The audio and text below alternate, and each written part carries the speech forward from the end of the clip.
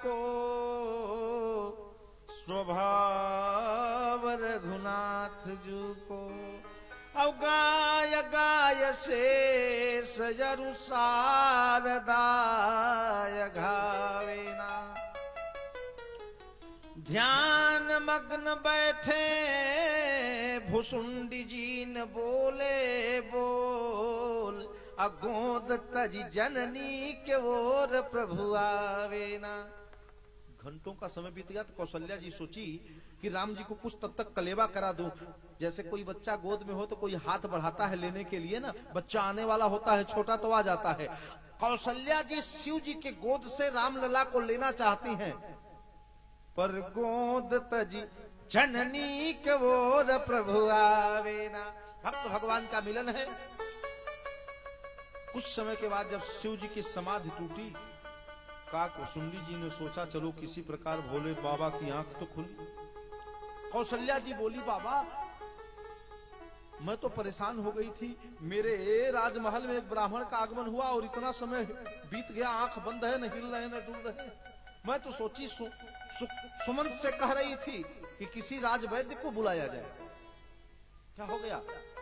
शिव जी ने कहा, मैया आपके लाला के भविष्य के बारे में चिंतन कर रहा था। अरे महाराज क्या देखा है आपने? शिव जी की श्वेत श्वेत दाढ़ी लटक रही है, राम जी गोद में हैं और भगवान के नन्हे नन्हे चरण हैं और नन्हे नन्हे हाथ हैं। श्वेत श्वेत दाढ़ी लटक रही है, राम जी के हाथ के पास मानो शिव जी की दाढ़ी है। महाराज आप बताओ ना इनके बारे में, लाला के बारे में बताओ। मेरा लाला जब बड़ा होगा तो क्या करेगा?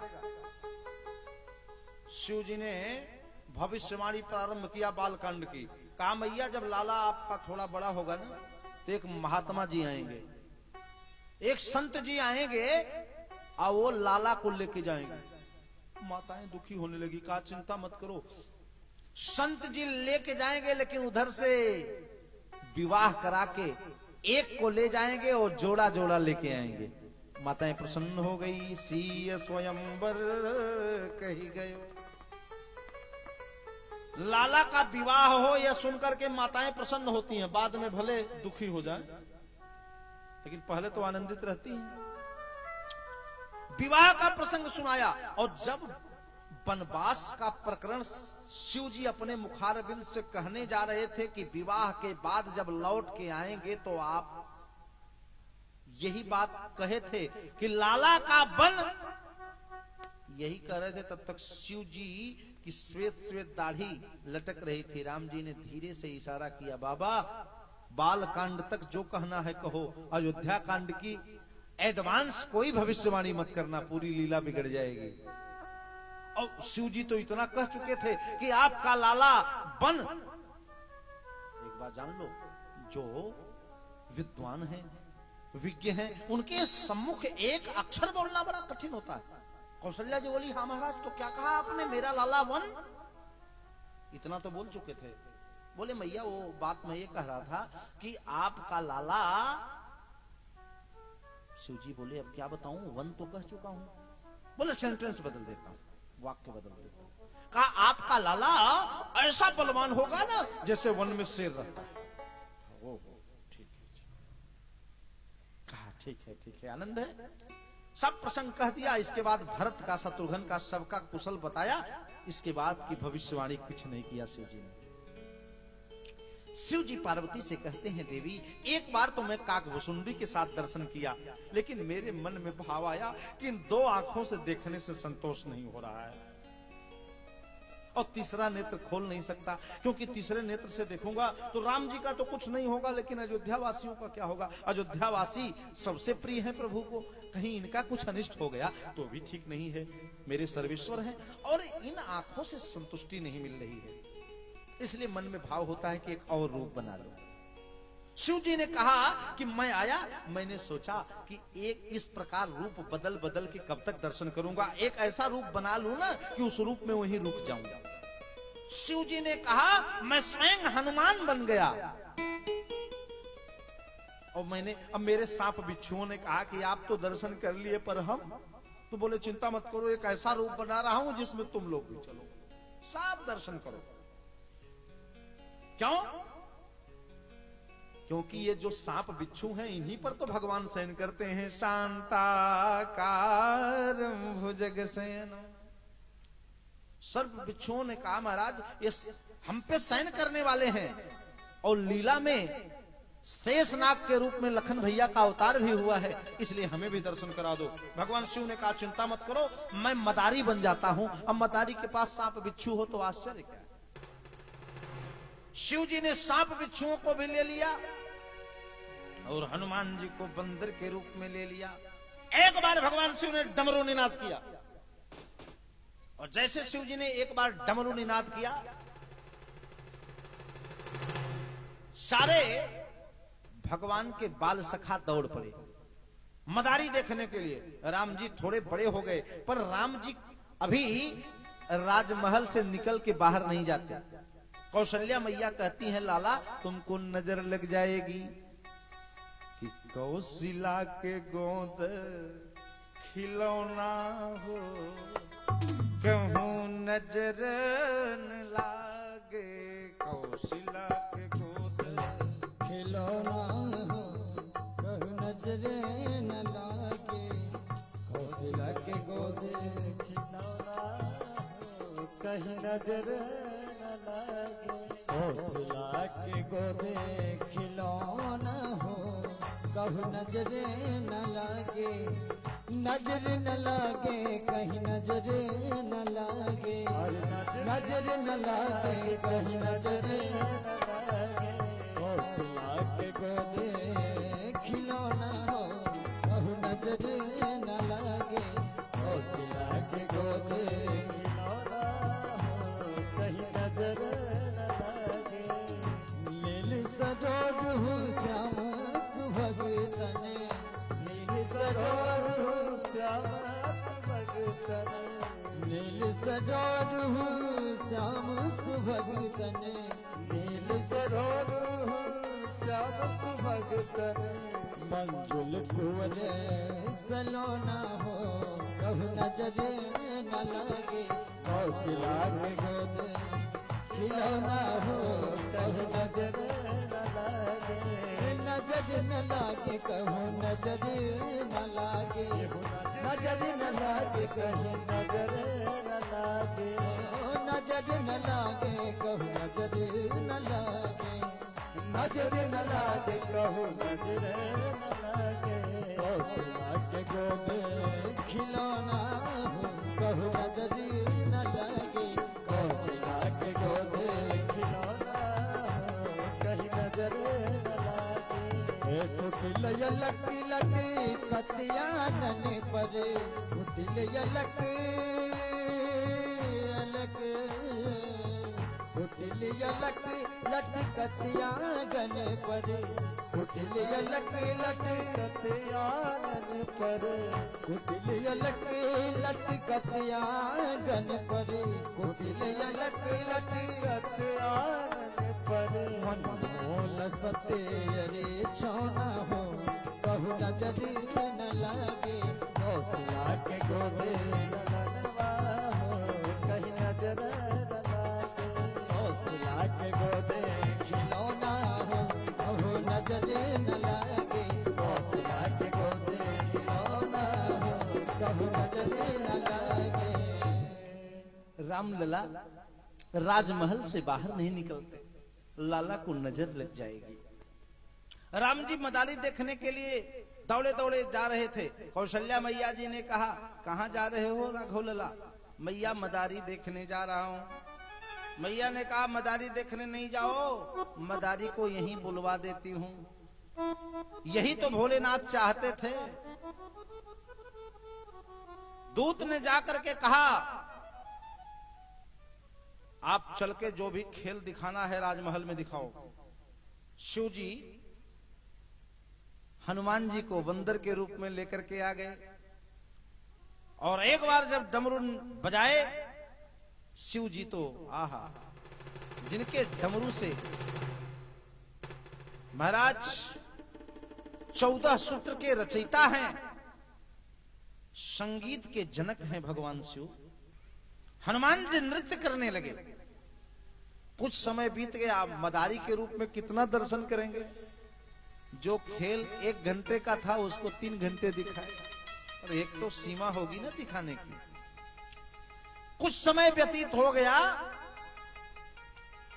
तो शिव जी मदारी के रूप में महाराज दशरथ ने ढेर अन्न धन दे करके विदा किया। जब शिव जी जाने लगे तो इशारे इशारे में राम जी से बोले, बताओ महाराज, अब आपके दर्शन की ऐसी नशा हो गई कि मैं आपके बिना रह नहीं सकता। अब आप ही कोई व्यवस्था बनाओ। एक रूप मैं आपके लिए बनाया हूं, इसी रूप में आपके पास रहना चाहता हूं। शिव जी तो लेके हनुमान जी को चले गए उस समय, पर राम जी जैसे शिव जी राजमहल से निकले, राम जी रोने लगे। बाल हट किया भगवान ने। गुरु वशिष्ठ को बुलाया गया, गुरुदेव राम लला रो रहे हैं। राम जी से पूछा गया, लाला क्यों रो रहे हो? राम जी ने कहा, मैं बंदर लूंगा। दशरथ जी ने कहा, बंदर मत लेना बेटा, बंदर का एक नाम मरकट है जो मारता भी हो और काटता भी हो। हाथी ले लो, घोड़ा ले लो। बोले नहीं नहीं, हमको बंदर चाहिए। बोले ठीक है, मैं बंदर का बच्चा जंगल से तुम्हारे लिए छोटा बंदर का बच्चा मंगवा देता हूं। राम जी बोले नहीं नहीं, वो बंदर नहीं लूंगा, वही बंदर लूंगा जो मदारी नचाया। बोले नहीं, मदारी वाले अपना बंदर नहीं देते किसी को। बोले नहीं, हमको वही बंदर चाहिए। गुरु वशिष्ठ ने कहा कि ऋषमुख पर्वत पर हनुमान नाम का बंदर है, उस बंदर को आप मदारी से आप याचना करके लाओ। राम जी बोल पड़े, मैं तो बंदर लूंगा लंबी पूंछ वाला। कौशल्या जी के लाला मचल पड़े, तो बंदर लूंगा लंबी पूंछ वाला। कौशल्या के लाला मचल पड़े, मैं तो बंदर लूंगा लंबी पूंछ वाला। कौशल्या जी के लाला मचले। लाला मचल पड़े, हाँ हाँ लाला मचल पड़े। लाला मचल पड़े, मेरे लाला मचल पड़े। मैं तो बंदर लूंगा लंबी पूंछ वाला। कौशल्या के लाला मचल पड़े, मैं तो बंदर लूंगा लंबी पूंछ वाला। कौशल्या के लाला मचल पड़े। हाथी घोड़ा खेल खिलौना एक मन को भाए। हाथी घोड़ा खेल खिलौना एक मन को भाए।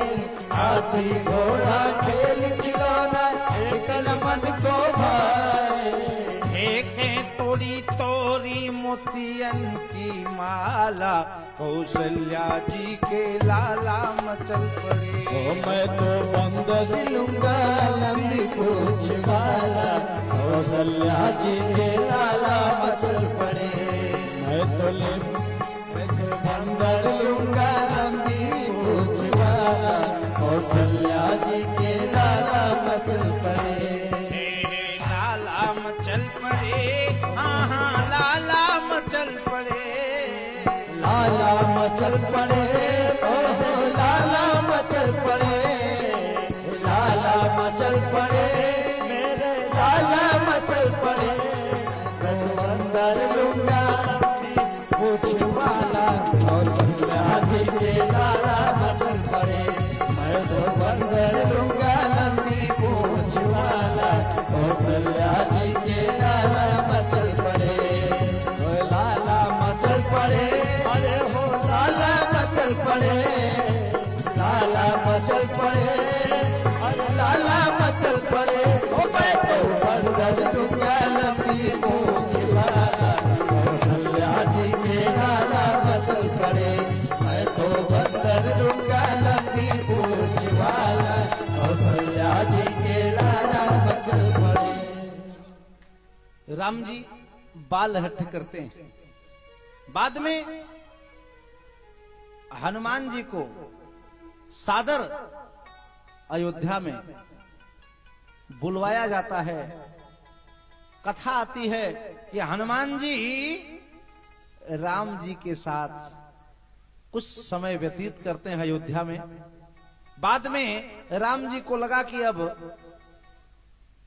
कुछ समय के बाद वह लीला का क्रम आने वाला है जब हनुमान जी से मुलाकात किष्किंधा पे होगी। तो हनुमान जी को मुक्त कर दिया, कहा आप चलो, मुलाकात होगी। हनुमान जी राम जी के सन्निकट रहे हैं। एक रूप में शिव जी राम जी को अपना परमाराध्य मानते हैं, एक रूप में श्री हनुमान जी साक्षात शिव जी ही हनुमान जी बने हैं। आज मंगलवार भी है। रुद्र देह तज नेह बस शंकर भय हनुमान। साक्षात शिव जी ही हनुमान जी हैं, गोस्वामी जी कहते हैं। और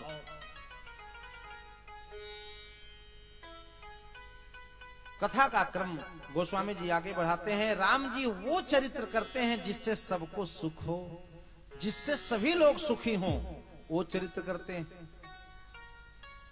रामचरितमानस का मैं एक मंत्र बता रहा हूं। यह महाप्रयोग है। जो अपने जीवन में मां सरस्वती की कृपा चाहता है, जिनके बच्चे कक्षा में प्रथम स्थान न पाते हों, मंद बुद्धि के हों, एक मैं मानस मंच से एक प्रयोग बता रहा हूं। बालकांड दोहा क्रमांक 203 से 205 के बीच की जो चौपाई है, उसका निरंतर पाठ करवाओ। 41 दिन के बाद बच्चे में प्रतिभा का उदय होने लगेगा। ये रामचरितमानस की एक एक चौपाई महामंत्र है। राम जी वो चरित्र करते हैं जिससे सबको सुख मिले। कभी राम जी बाल हट करते हैं। एक दिन राम जी ने कौशल्या जी से कहा, मैया मैं तो चंदा मामा लूंगा। बाबा गोस्वामी जी ने कवितावली जी में लिखा कि कब हूं शशि मागत आरी करे, कब हूं प्रतिबिंब निहारी करे।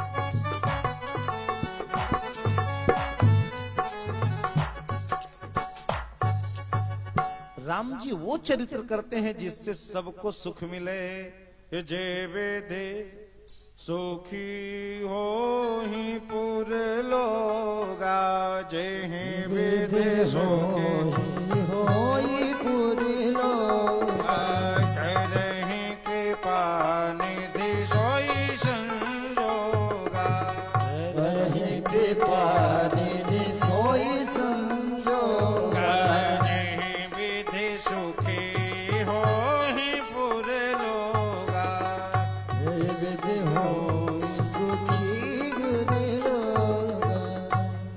जिससे सबको सुख मिले, भगवान वो चरित्र करते हैं। भगवान की बाल लीला चल रही है अवध में। यहां एक संत को चिंता हुई। संत को चिंता हुई। देखो, चिंता दोनों करते हैं। संत चिंता करते हैं समाज के लिए और गृहस्थ चिंता करता है अपने लिए। तो संत की जो चिंता है, वो चिंता बाद में चिंतन का रूप चिंता का स्वरूप चिंतन में बदल जाता है और गृहस्थ व्यक्तिगत अपने लिए चिंता करता है। चिंता को चिंतन से जोड़ दिया जाए तो उसका स्वरूप विशुद्ध हो जाता है। महाराज विश्वामित्र को चिंता सता रही है। गोस्वामी जी ने लिखा, गाधि तनय मन चिंता व्यापी, गाधि तनय मन चिंता व्यापी, गाधि तनय मन चिंता व्यापी, गाधि तनय मन चिंता व्यापी, गाधि तनय मन चिंता व्यापी, हर बिनु मर बिन निश्चर पापी, हर बिनु मर बिन निश्चर पापी। महाराज विश्वामित्र को चिंता हुई कि भगवान के आए बिना इन राक्षसों का अंत नहीं हो सकता, पर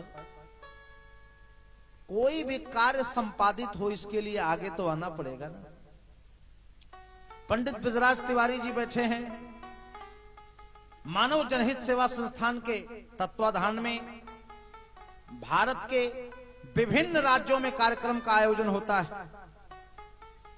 कुछ दिन पूर्व मुख्यालय पर आयोजन था, उसमें भी आपका विशेष सहयोग था और इस कार्यक्रम को संपन्न कराने में आप समर्पित हैं। जो आज यह कथा सुनने का शाश्वत अवसर प्राप्त हुआ है, आप 3 दिन से राम कथामृत का रसपान कर रहे हैं। ये प्रभु की दिव्य कृपा है।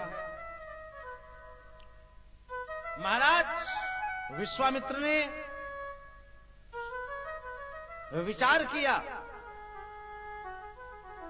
कि भगवान जब तक आएंगे नहीं तब तक इस दुख का अंत नहीं हो सकता।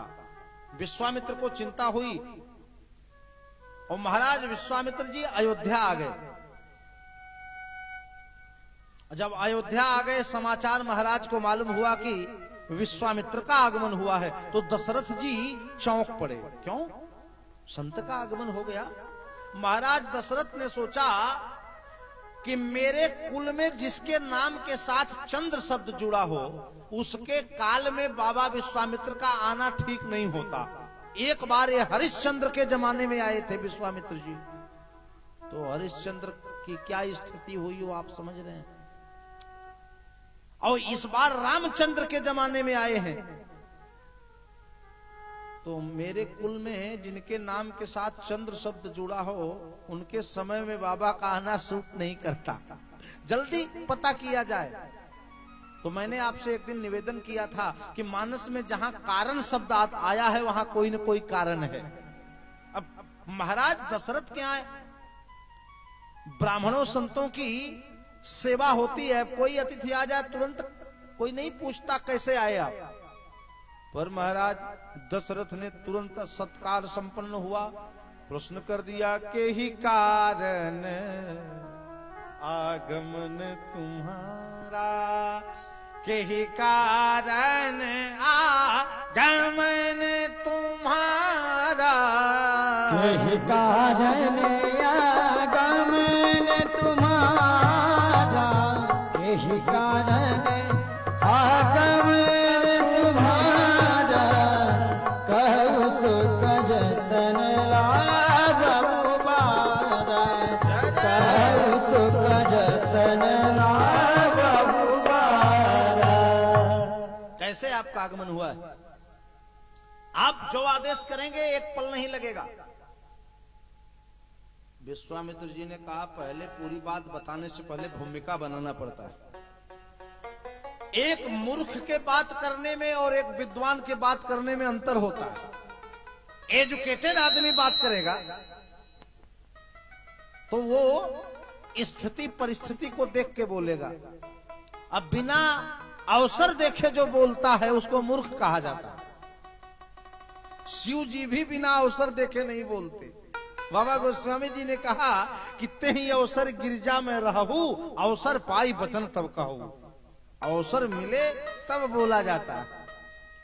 चार लोग बात कर रहे हो, कोई अवसर ना हो, उसमें पांचवा अगर बोलता है तो उसको मूर्ख कहा जाता है। शिव जी भी बिना अवसर के नहीं बोलते। वाणी, ये वाणी का जो संयम है वो जीवन के उत्थान और पतन दोनों में इसका विशेष योगदान होता है। एक संत ने बड़ी अच्छी बात कहा, ये वाणी क्या है? संत भी कहते हैं ऐसी वाणी बोलिए कि मन काया पाखोए औरन को शीतल करई। औरों को शीतल करे। जब आप औरों को शीतल नहीं कर पाओगे तो आपन शीतल हो पाएंगे? अपने आप तब शीतल होंगे जो औरन को करेंगे।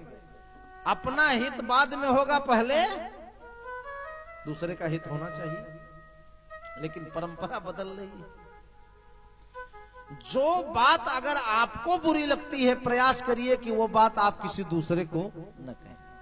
जो आचरण स्वयं को अच्छा नहीं लगता, वो आचरण आप दूसरे के साथ न करो। ये परिभाषा अगर जीवन में आ जाए तो जीवन में कभी दुख नहीं आएगा। ये चरित्र है राम जी का।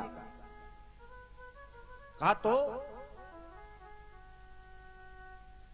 एक विद्वान ने कहा, क्या करोगे तुम किसी को मार के तलवार से? क्या करोगे तुम किसी को मार के तलवार से? मारना है मार दो बस उसे व्यवहार से। उठ खड़ा हो सकता है तलवार का मारा हुआ, लेकिन सर उठा सकता नहीं व्यवहार का मारा हुआ।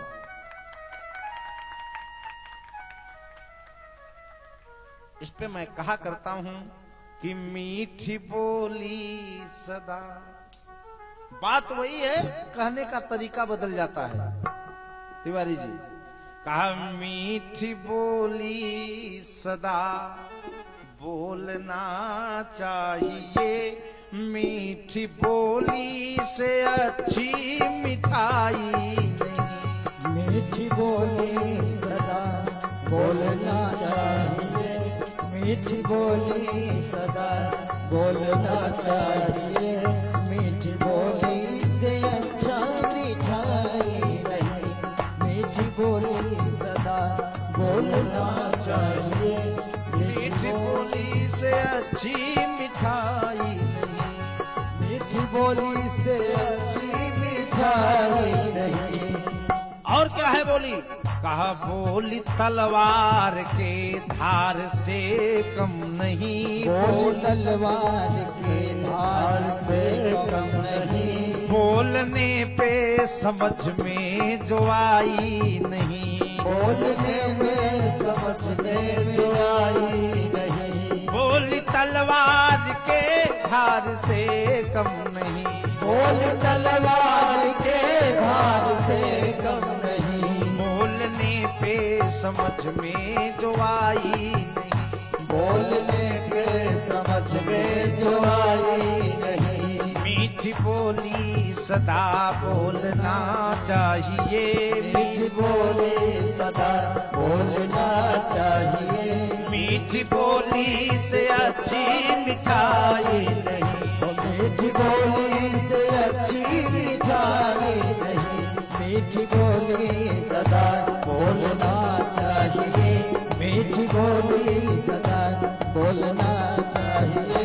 मीठी बोली से अच्छी मिठाई नहीं। मीठी बोली से अच्छी मिठाई नहीं। मीठी बोली से अच्छी मिठाई नहीं। महाराज विश्वामित्र ने भूमिका बनाया। कहा, महाराज बोले आपका आगमन कैसे हुआ है महाराज, और जो आपको आवश्यकता हो शीघ्रात शीघ्र बताओ, एक पल नहीं लगेगा। रघुवंश की परंपरा से आप परिचित हो, आदेश करो। विश्वामित्र जी ने कहा, असुर समूह सतावई मोहि। ये असुर समूह सतावई मोहि। असुर समूह सतावहु मोहि असुर समूह सतावहु मोहि असुर समूह सतावहु मोहि मैं जाचन आयो दीप तोहि मैं जाचन आयो दीप तोहि। मैं आपसे कुछ मांगने आया हूँ, असुर हमको सता रहे हैं। बोले महाराज आप वीतराग संत हैं, तेजस्वी हैं, आपका असुर क्या बिगाड़ेंगे? बोले इसलिए सता रहे हैं कि असुर समूह में है। ध्यान देना एक शब्द पे, असुर इसलिए देवताओं को सताते थे क्योंकि असुर समूह में रहते थे। और समाज का नियम है, अच्छे लोग बिखरे रहते हैं और बुरे लोग संगठित रहते हैं, और जब ऐसा होगा तो समाज में संकट होगा। तो क्योंकि अच्छे लोग, सभी लोग अपना अपना विचार लेके प्रस्तुत हो जाते हैं। असुर समूह में रहते थे इसलिए सताते थे। असुर समूह सतावई मोहि। मैं आपसे कुछ मांगने आया हूं महाराज, अगर आपको असुर सता रहे हैं तो मैं युद्ध करने के लिए चलता हूं, धनुष बाण लेकर के चलता हूं। भला बोले महाराज विश्वामित्र जी बोले आप चल सकते हो, आपके पुरुषार्थ पे हमको पूर्ण विश्वास है, भरोसा है, लेकिन फिर भी आपको ले जाना नहीं चाहता। क्यों? विश्वामित्र जी ने कहा वैसे आप ओल्ड एज को हो और राक्षस सब बड़े बड़े बलवान हैं। बोले महाराज आपको मेरे धनुष बाण पे विश्वास नहीं? बोले नहीं वो तो मैं मान लेता हूं, फिर भी आप भले ओल्ड एज के हो लेकिन युद्ध में राक्षसों को मार सकते हो। बोले तो फिर चलता हूं। बोले नहीं फिर भी नहीं ले जाना चाहता। बोले क्यों? बोले राक्षसों को मारने के लिए आप मार सकते हो, पर मैं ऐसे को ले जाना चाहता हूं जो राक्षसों को मार भी दे और तार भी दे। क्योंकि आप मारोगे तो फिर पैदा होंगे, अब वो मारेंगे तो फिर तार देंगे, वो दोबारा पैदा, उनका अंत हो जाएगा। तो आप, मैं मारनहार को नहीं तारनहार को ले जाना चाहता हूं। तो कहा आपसे मैं कुछ मांगना चाहता हूं। क्या? कहा अनुज समेत देहो रघुनाथ, अनुज समेत देहु रघुनाथ, अनुज समेत देहु रघुनाथ, अनुज समेत देहु रघुनाथ, अनुज समेत देहु रघुनाथ। निश्चर बद मैं हो सनाथ, निश्चर बद मैं हो सनाथ। मैं आपसे याचना करने आया हूं, अनुज समेत देहु रघुनाथा। विश्वामित्र जी जानते थे कि राम जी जाएंगे तो भाई लक्ष्मण साथ जाएंगे, और ये जीवाचार्य हैं। दशरथ जी ने महाराज विश्वामित्र से कहा महाराज चौथेपन पायो सुतचारी, अभिप्र कहो नहीं बचन विचारी। पुत्र तो हमको सब प्रिय हैं, पर मैं राम को आपको नहीं दे सकता। मैंने आपको एक कथा में बताया था कि राम जी को विश्वामित्र जी को महाराज दशरथ नहीं दे सकते। क्यों? क्योंकि इससे पहले राम जी को उन्होंने किसी को दे दिया। कथा में आपने सुना, महाराज जटायु को दत्तक पुत्र के रूप में राम जी को दे दिया।